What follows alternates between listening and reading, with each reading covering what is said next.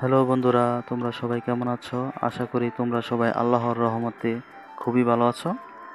আজকে খুব গুরুত্বপূর্ণ একটি টপিক, যেটা তোমার মাস্টার্স ডিগ্রি এমনকি ইন্টার লেভেলের ছাত্রছাত্রীরাও এই বিষয়টাই স্ট্রাগল করে। আর সেই বিষয়টাই আজকে আমি তোমাদের ক্লাস 7-এর বই থেকে তোমাদেরকে আমি কমপ্লিট করে দেব। আশা করি তোমাদের জন্য তাদের মতো এতটা কঠিন হবে না সামনের তোমাদের একাডেমিক পড়ালেখার ক্ষেত্রে। এবং এটাও আমি নিশ্চিত করে বলতে পারি, যদি তোমরা প্রথম থেকে শেষ পর্যন্ত এই ভিডিওটা দেখো, তাহলে তোমাদের ক্লাসমেট থেকে তোমরা কিছুটা হলেও এগিয়ে থাকবে। কারণ 95% স্টুডেন্ট এই টপিকে এসে তার সম্পূর্ণ মার্কটা তুলতে পারে না। আর সেই বিষয়টি আজকে আমি তোমাদেরকে দেখিয়ে দেবো। আর আরেকটি গুরুত্বপূর্ণ কথা, সেটা হচ্ছে ক্লাসের শেষে আমি তোমাদেরকে একটি গুরুত্বপূর্ণ টিপস দিব, যে টিপসটা দ্বারা তোমরা খুব সহজেই এই টপিকে ভালো করতে পারবে। চলো তাহলে দেখি আগে এই প্রশ্নটা কিভাবে সলভ করতে হয়। এটা হচ্ছে ক্লাস 7-এর ইংরেজি যেই ইংলিশ ফর টুডে বোর্ড বইটা আছে, ওই বইটা থেকে এটা হচ্ছে তোমাদের লেসন 10 এবং ইউনিট 4। এই টপিকটা তোমরা পাবে, তোমাদের যাদের বই আছে তোমরা দেখতে পারো। চলো তাহলে কথা না বলে দেখি এটা কিভাবে সলভ করে।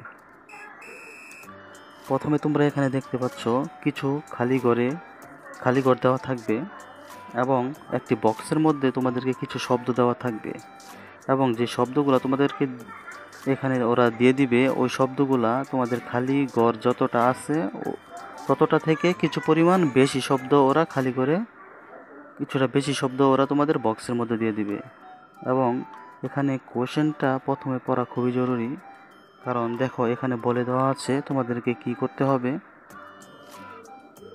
এখানে বলা আছে you can use a word more than one. তার মানে তুমি চাইলে প্রতিটা ওয়ার্ডকে তুমি চাইলে একবারের বেশি ইউজ করতে পারবে। যেমন ধরো এই গিফটটা একবার ইউজ করলে, তোমার যদি মনে হয় এখানে কোনো ঘরে আরেকবার গিফট যে দেওয়া যায়, এমন যদি মনে করো, তাহলে তুমি গিফটটা আরেকবার ইউজ করতে পারবে। এটার মানেই এখানে বলা আছে you can use more than one. আশা করি তোমরা বুঝতে পেরেছো। এই প্রশ্নটা পড়লে তোমাদের জন্য কিছুটা সহজ হবে। দেখো তাহলে এখানে প্রথমে বলা আছে I want to dash the poor people. আমি চাই কি? পোর পিপল, গরিব লোকদের আমি কি চাই। তার মানে এখানে যারা এটা শব্দের অর্থগুলো পারবে, আশা করি তোমরা এখানে বুঝতে পারছো কি হবে। আই ওয়ান্ট টু হেল্প, তার মানে আমরা 1 নম্বরে পেয়ে গেলাম help. I want to help the poor people. এখন পরবর্তীটা দেখো কিভাবে করবে।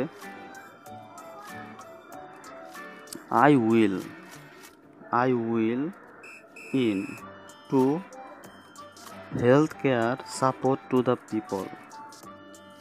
তার মানে এখানে কি দেওয়া যায়, তোমরা কি খুঁজে পেলে এখানে কোনটা হতে পারে? এখানে হবে I will choose. অনেকে বলতে পারো I will do it, আমি এটা করব। আসলে এখানে I will do it যদি তুমি দাও, পরবর্তীর যে ওয়ার্ডটা বসবে ওইটার সাথে এটা মিলবে না। আমি করলেই তোমরা বুঝতে পারবে। I will choose, choose. I will choose it, আমি এটি পছন্দ করি বা করব। টু এর পরে কি দেওয়া যায়? To help to give health care support. তার মানে টু এর পরে এখানে দিবে তোমরা কি? গিভ। এখানে দিবে গিভ, গিভেন, গিভ। তোমরা দিবে গিভ। তার মানে এখানে দিবে আই উইল চস, পরবর্তীতে দিবে to give health care support to the poor. আমি এটা পছন্দ করি কি? গরিবদেরকে কি দিতে? সাহায্য করতে। আশা করি তোমরা বুঝতে পেরেছো। আর এখানে উইলের পরে চজ হবে, কারণ উইল থাকলে পরবর্তী যেই বেস ফর্মটা থাকে সেটা প্রেজেন্ট ফর্ম হয়। আমি এটা পছন্দ করব গরিবদেরকে স্বাস্থ্য বিষয়ে সাহায্য করতে। পরবর্তী দেখতে পাচ্ছ দেওয়া আছে they do not do, they do not do treatment because the property. তার মানে এখানে কি দেওয়া যায়, they do not G E T get, they do not get, তার মানে তারা পায় না ট্রিটমেন্ট বিকজ অফ প্রপার্টি, তারা দারিদ্রতার কারণে তারা কি পায় না, চিকিৎসা পায় না। তার মানে বুঝতে পারছো এখানে কেন গেট হবে।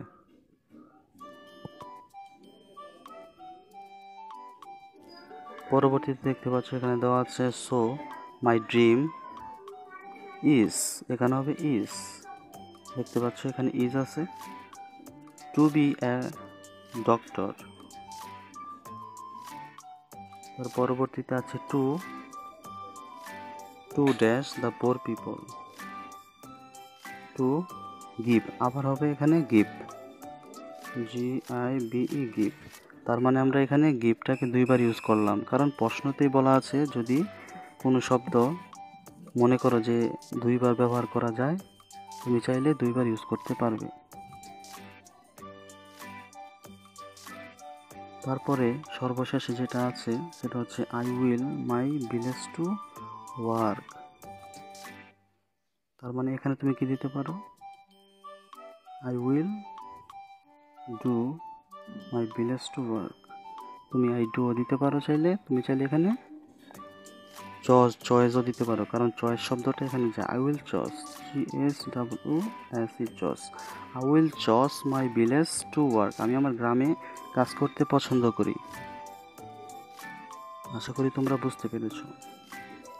এখন আসো আমি মেন বিষয়টা তোমাদের নিয়ে আলোচনা করি যে কি করলে তোমরা এই টপিকটাতে ভালো করতে পারবে। তোমরা এখানে দেখতে পেরেছো আমি যে সময় নিয়ে তোমাদেরকে বুঝিয়েছি এর থেকে কম সময়ের মধ্যেই আমি এটা সমাধান করতে পারতাম, কারণ আমি প্রতিটার শব্দের অর্থ জানি।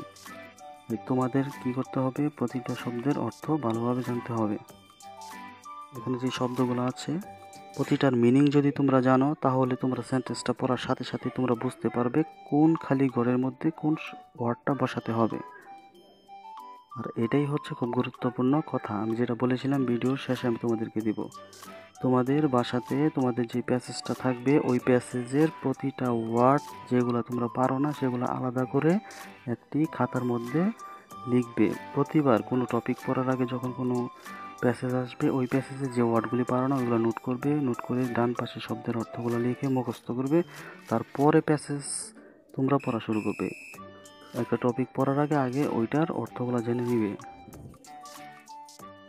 আশা করি বন্ধুরা ভিডিওটা যদি ভালো লেগে থাকে তাহলে বন্ধুদের সাথে শেয়ার করবে, সাবস্ক্রাইব করবে এবং পরবর্তী টপিকগুলো পেতে আমার সাথেই থাকবে।